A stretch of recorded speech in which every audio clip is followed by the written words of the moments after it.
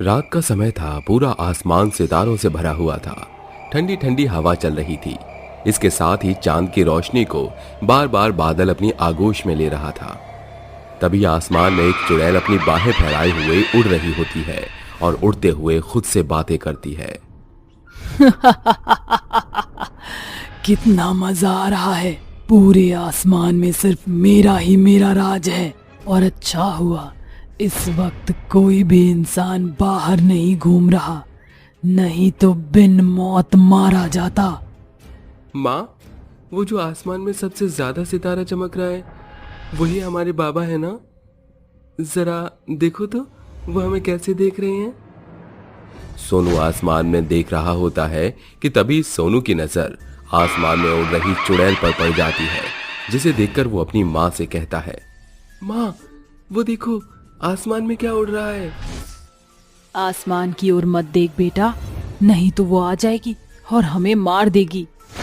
उसी वक्त आसमान में उड़ रही चुड़ैल की नजर उन दोनों माँ बेटे पर पड़ जाती है और उन्हें देखकर वो मन ही मन बोलती है, बुरी किस्मत है इन दोनों की, जो इन्होंने मुझे आसमान में उड़ता हुआ देख लिया। अब इन्हें जीने का कोई हक नहीं। इतना बोलकर चुड़ैल उनके पास जाती है। चुड़ैल को देखकर दोनों डर जाते हैं। तभी सोनू की माँ चुड़ैल से डरते हुए बोलती है, चुड़ैल, तुम तो चुड़ैल हो। भगवान के लिए हमें छोड़ दो, हम दोबारा फिर कभी तुम्हें उड़ते हुए नहीं देखेंगे। हमें मत मारो। ऐसे कैसे तुझे छोड़ दूं? तुमने मुझे उड़ते हुए देख लिया है, अब तो तुम्हें मरना ही होगा। इसके बाद चुड़ैल उन दोनों माँ बेटे को मारकर वहां से चली जाती है। अगले दिन सुबह उन दोनों की मौत की खबर पूरे गांव में फैल जाती है, जिसे देखने गांव के सभी लोग आते हैं और आपस में बात करने लगते हैं। तुम्हें पता है सुनीता, कल रात मुझे किसी के बहुत ज्यादा चीखने चिल्लाने की आवाज आ रही है। शायद वह आवाज इन्हीं दोनों माँ बेटा की हो। हाँ सही कहा तुमने, मुझे भी आवाज आ रही थी। जरा देखो तो बेचारों को कितनी बेरहमी से मार दिया है।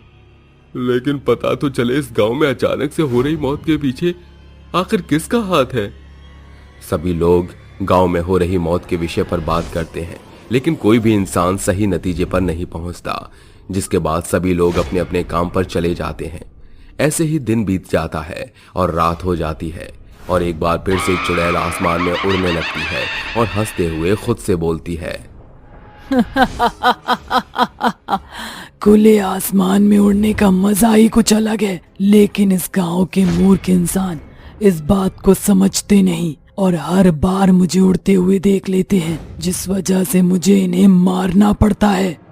उसी वक्त चुड़ैल की नजर धरती पर पड़ती है और वो देखती है कि एक इंसान उसे उड़ता हुआ देख रहा है, जिसके बाद वो चुड़ैल उसके पास जाती है और उससे बोलती है, तुम लोगों को रात में भी चैन से सोया नहीं जाता। एक तो दिन भर तुम लोग चूं चपर करते रहते हो और रात में भी आत्माओं की तरह यहाँ से वहाँ भटकते रहते हो।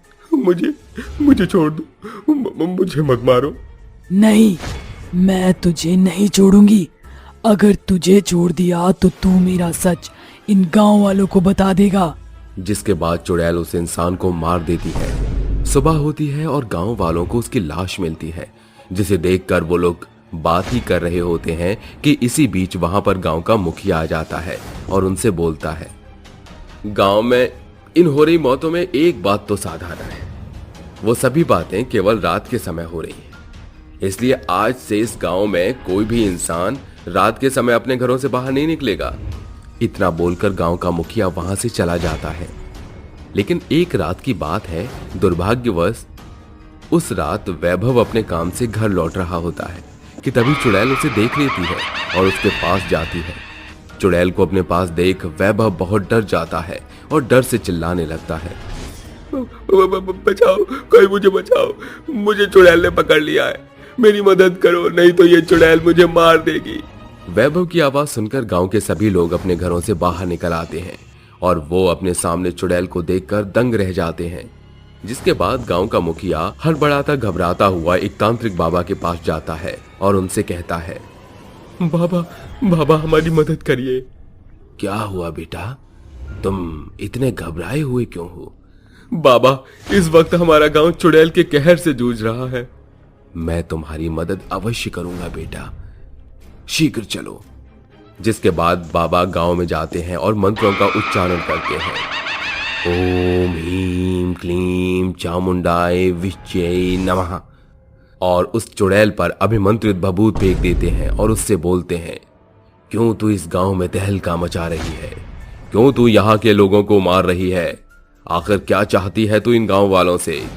बदला, मैं इन गांव वालों से अपनी मौत का बदला लेने आई हूँ, और जब तक मैं अपनी मौत का बदला ना ले लूं, तब तक मैं इसी तरह से इन गांव वालों को मारती रहूंगी।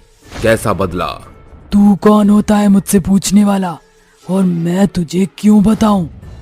तू मेरे मामले में मत पड़ तांत्रिक, मेरी शक्तियों के आगे तू कुछ भी नहीं है। तू अपनी शैतानी शक्ति पर इतना घमंड न कर चुड़ैल, मैं तेरा ये घमंड चकनाचूर कर दूंगा। इतना बोलकर बाबा उसके ऊपर पवित्र गंगा जल छिड़क देते हैं, जिससे वो जलने लगती है और तड़पते हुए बाबा से कहती है, रुक तांत्रिक, मैं तुझे सब बताती हूँ। सीतापुर गांव में तान्या नाम की एक लड़की अपने माता पिता के साथ रहती थी। उसे पढ़ने का बहुत ही ज्यादा शौक था। तभी वो एक दिन अपने माता पिता से कहती है, माँ और पिताजी, मैं एयर होस्टेस बनना चाहती हूँ और मैं अपने इस सपने को पूरा करना चाहती हूँ, जिसके लिए मुझे शहर जाना होगा। ठीक है बेटा, तुम्हें जो करना है वो करो। मैं और तुम्हारी माँ तुम्हारे साथ हैं, तुम अपना हर सपना पूरा करो।